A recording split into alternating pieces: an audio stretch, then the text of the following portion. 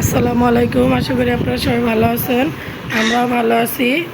সকাল সকাল আমার মেয়েরা তৈরি হয়ে গেছে। একটু আম্মু দাঁড়াও দাঁড়াও। আজকে সকাল সকাল চলে আসলাম আপনাদের সাথে। মেয়েরা আজকে বাইরে যাবে, আমি যাব না, তারা তার বাবার সাথে যাবে, বাসাতেই থাকবো। সেজন্য তারা সকাল সকাল রেডি হয়ে গেছে। আমার ছোটো মেয়ে নাচতেছে টিভি দেখে। সে এখনও ভালো করে দাঁড়াতে পারে না, হাঁটতে পারে না, যা গুটি গুটি পায়ে হাঁটা চলা করে। দেখেন কীভাবে নাচতেছে।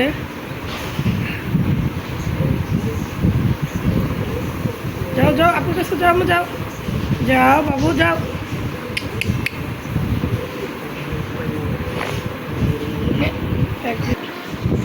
সিনহা, আমার মেয়েকে নিয়ে আমি এখন ওর নানুর বাসায় দিয়ে আসবো। ওইখানে ওর আন্টির কাছে ও পড়বে, তার জন্য না মামার বাড়ি যাবা। ইয়ামিন মামার বাড়ি যাবা? জি, চলো চলো চলো। হ্যাঁ আপু আছে, যাও যাও তাড়াতাড়ি যাও। আমরা সেখানে যাচ্ছি, যাও। সিনহা নানুর বাসায় চলে আসছে, যাও। সিনহা তার মামার সাথে খেলতে আসছে, কিন্তু ওর মামা তো এখন দেখো যায় মামা আছে নাকি। যাও যাও যাও যাও, আসো। এই যে বিড়াল, এই বিড়ালের সাথে খেলা করার জন্য সিনামণি চলে আসছে। নাও যে বিড়াল, নাও কোলে নাও, নাও কোলে নাও। এই যে পুতুল, পুতুলকে কোলে নাও, নাও কোলে নাও। আসো আসো। এটা তুতুল, পুতুল কই? বারান্দার চেয়ারে পুতুল, পুতুল ঘুমায় আছে সিনহা। এই ওইটা গেছে পুতুল। এটা পুতুল আর এই যে তুতুল, দেখছো? পুতুল, পুতুল ঘুম থেকে উঠছে। সমস্যা না, ওর ইঞ্জেকশন দেওয়া আছে। মেয়াও, কি অবস্থা মেয়াও। আমাদের হুজুর চলে আসছে মাদ্রাসা থেকে, এখন সিনহার সাথে খেলবে। এই পুতুলটা আগে হাতে নিছে ইয়ামিন। পুতুল ব্যথা পাবে না, তুমি তুতুল রে নাও, তুমি তুতুল নাও, আরে পুতুল দাও, যাও। ওই যে তুতুল রে নাও, যাও। এই যে নাও, তুমি একটা নাও, ভাই মামার একটা দাও। আস্তে ধরো, হ্যাঁ পড়ে যাবে, পড়ে যাবে।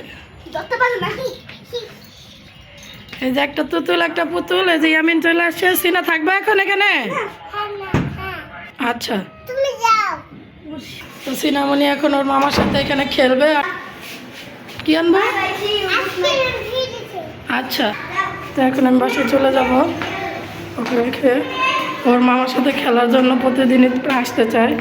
আজকে রেখে গেলাম, ও খেলাধুলা করুক, আমি বাসায় যে আমার অনেক কাজ আছে, কাজগুলো করবো। আমি বাসায় চলে আসছি। বাইরে অনেক রোদ, প্রচণ্ড রোদ বাইরে। মেয়েকে দিয়ে আসলাম ওর নানুর বাড়িতে।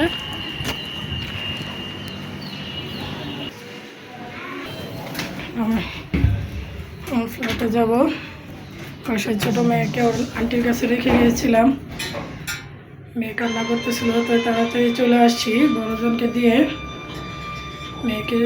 মেয়ে কান্না করতেছে, ফোন দিয়েছে, তাড়াতাড়ি ওই যে সামলাবো। তো দেখা হচ্ছে পরে আপনাদের সাথে। আমার মেয়ে কান্না করতে করতে ঘুমিয়ে গেছে, দেখেন। সাথে আমার ভাগিনাও ঘুমিয়ে গেছে। ও ঘুমাক, আমি আমার কাজগুলো করে নেব। আমি দুপুরে রান্না করে নেব মুরগির মাংস আর পোলাও রান্না করব মটরশুঁটি দিয়ে। এখন আমি কড়াইতে ভালো তেল দিয়ে দিলাম, তেলটা এখন গরম করে নেব।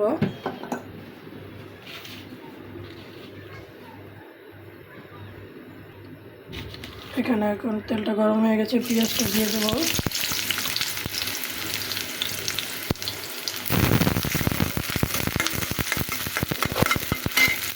পেঁয়াজের সাথে সাথে আমি এখানে এলাচ, দারচিনি, তেজপাতা সব দিয়ে দেবো। আজকে আমি গরম মশলাটা দিতে দেবো না, মুরগির মাংসটা আমি সব আস্তে আস্তে দেবো।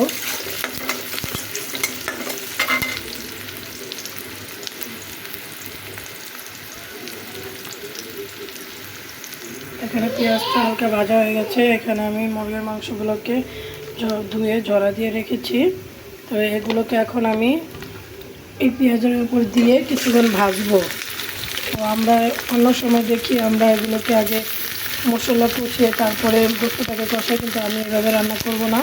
আমি এগুলোকে এখন এই পেঁয়াজের সাথে কিছুক্ষণ ভাজবো, এতে করে আপনার মুরগিটাও খেতে ভালো লাগবে। আর মুরগিটা এখন একটু ভাজা ভাজা হবে, আলাদা করে ভেজেও রান্না করা যায়, কিন্তু আমি সবসময় মুরগি রান্না করলে এরকমভাবেই রান্না করি, আমার কাছে খুব ভালো লাগে। তো আপনারা চাইলে এভাবে রান্না করে খেয়ে দেখতে পারেন কেমন লাগে। তো কষানোটাও ভালো লাগে। তো এখন এখানে যদি এটা আমি লাল লাল করে একটু হালকা লাল করে ভেজে নেব, এটা দেখা যাবে মুরগিটাও ভাজা হয়ে যাবে। আর এর মধ্যেই আমি সকল প্রকার মশলা দিয়ে একসাথে কষিয়েও নেব। তো দেখতে থাকুন। এই পর্যায়ে আমি একটু লবণ দিয়ে দেবো, পরিমাণ মতো লবণটা এর ভিতরে তাহলে ভালো মতো চলে যাবে।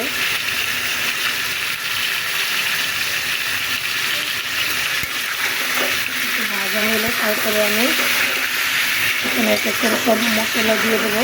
মশলাটাকে আমি একটু ভাজবো। তো দেখুন ভাজার সময় কিছু পানি বেরোচ্ছে, এই পানিটা শুকিয়ে গেলেই এটা আস্তে আস্তে ব্রাউনি কালার হয়ে যাবে। তো এই রান্নাটা আমাকে আমার চাচা শিখিয়েছে। সে যখন সৌদিতে ছিল তখন নাকি এরকম ভাজা রান্না করা হতো। তারা অনেক কিছু দিয়ে রান্না করে, তারা নাকি এই মুরগির ভিতরে বেগুন, টমেটো, অনেক সবজি দিয়ে তারপরে মুরগি খেত। তো আমি একবার তাদের বাসায় যাওয়াতে তখন সে আমাকে এভাবে রান্নাটা দেখিয়েছিল। তো আমি তখন এটা খেয়ে আমার খুব ভালো লেগেছিলো। এটাতে আমি অবশ্যই বেগুন বা টমেটো অন্য কোনো জাতীয় জিনিস দেবো না, টমেটোটা চাইলেই দেওয়া যায়। তো আমি দেবো টমেটোটা, আর সাথে আলু দেবো, বেগুন বা কিছু দেবো না। তো এখন এটাকে আমি এভাবে সুন্দর করে নেড়ে চেড়ে নেবো, একটু পর পর নাকি নিচে লেগে দেবে। তো সেজন্য আমি একটু পর পর নেড়ে দেবো। এখন এখানে একটা বাগানি কালার চলে আসছে। এখন হচ্ছে আমি আগে করে সব মশলাগুলো দিয়ে দেবো। প্রথমে দেবো রসুন বাটা, আদা বাটা আর জিরে বাটা, এগুলো দিয়ে এখন আমি নেড়ে নেবো। তো এখন আমার মশলাগুলো খুব সুন্দরভাবে মিক্স হয়ে গেছে। এখন একটু আমি হলুদ আর মরিচের গুঁড়োটা দিয়ে দেবো। হলুদ পরিমাণ মতো দেবো, পরিমাণ মতো হলুদ দিয়ে দিয়েছি। এখন মরিচের গুঁড়ো দিয়ে দেবো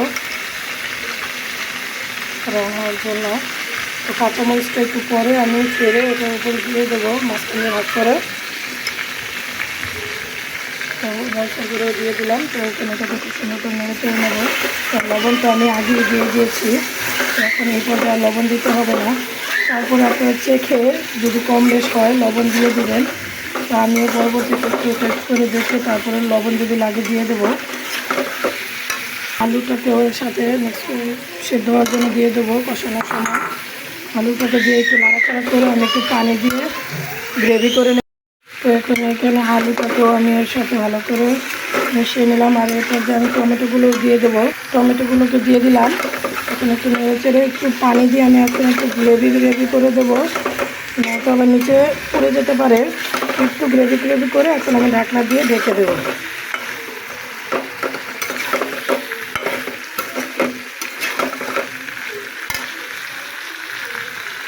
একটু পানি দিয়ে আমি একটু গ্রেভি করার জন্য পানি দিয়ে দিলাম।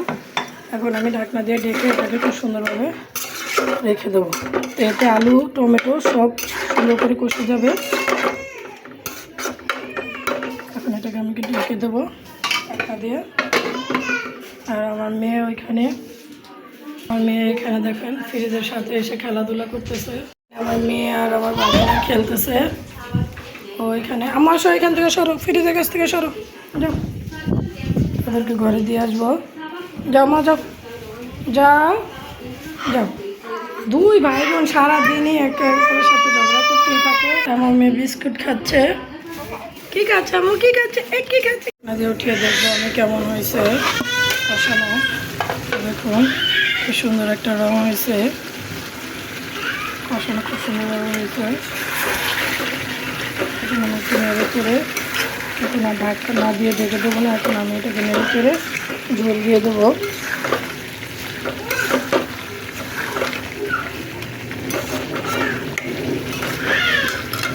তো তো এখানে মশলা থেকে সুন্দর তেল ছেড়ে দিয়েছে। অনেক জায়গায় আমি পানি দিয়ে ঝোল করে নেব, বেশি পানি দেবো না, অল্প পানি দেবো। তো দেখুন সুন্দর ঝোল করে দিয়েছি। এখনই আমি কাঁচামরিচগুলো দিয়ে দেবো। তো কাঁচামরিচগুলো লাস্টে দেওয়ার কারণ হচ্ছে, তো কাঁচামরিচ থেকে বেশি ঝাল ছাড়বে না, নয়তো বেশি ঝাল হয়ে গেলে আবার বাচ্চারা খেতে পারবে না।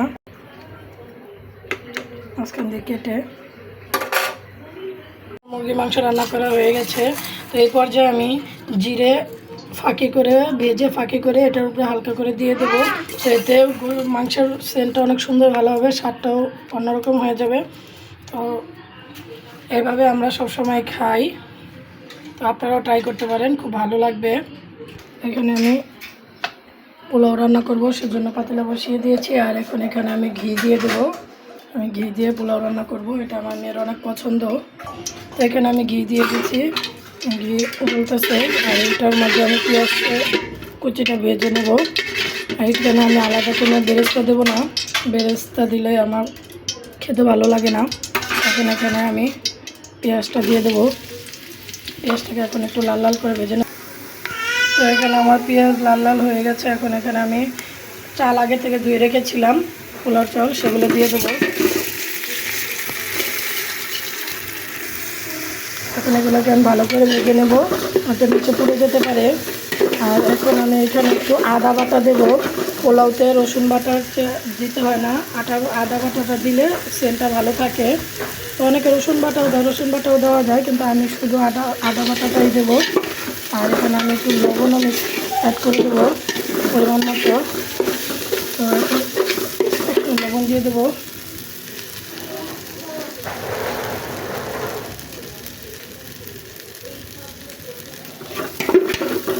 পরিমাণ মতো লবণ দিয়ে ভালো করে নেবো, একটু ভেজে নেবো চালগুলোকে। আমার চালগুলো খুব সুন্দরভাবে ভাজা হয়ে গেছে। তো এই পর্যায়ে আমি ফ্রেশ গরু দুধ গুলিয়ে নিয়েছিলাম, সেই দুধটা দিয়ে দেবো। আর সাথে আমি এখানে পানিটাও অ্যাড করে দেবো পরিমাণ মতো, যতটুকু প্রয়োজন।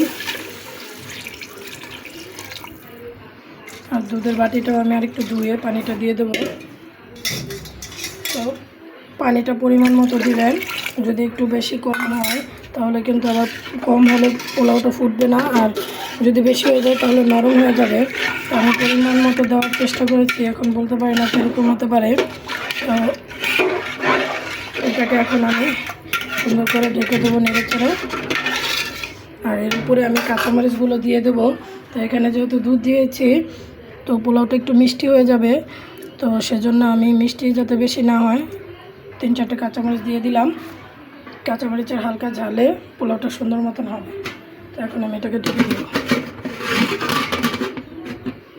আমি মটরশুঁটিগুলোও দিয়ে দেবো।